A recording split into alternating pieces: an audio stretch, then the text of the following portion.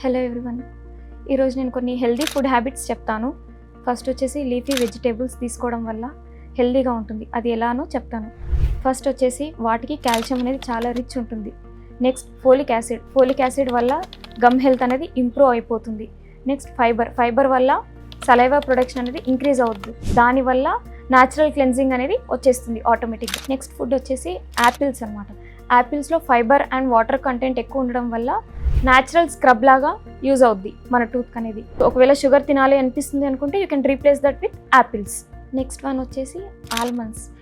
వాటిలో ఏంటంటే sugar content తక్కువ ఉంటుంది, ఫైబర్స్, కాల్షియం, ప్రోటీన్ అనేది ఎక్కువ ఉంటుంది. దీనివల్ల బ్యాడ్ బ్యాక్టీరియా గ్రోత్ అవ్వదు అండ్ ఎనామిల్కి ఎటువంటి డ్యామేజ్ జరగదు. Next one yoghurt. Plain yoghurt without added sugars. దీంట్లో ఏంటంటే కాల్షియం అండ్ ప్రోబయోటిక్స్ అనేది రిచ్గా ఉంటుంది. Probiotics will fight against bad bacteria in your mouth.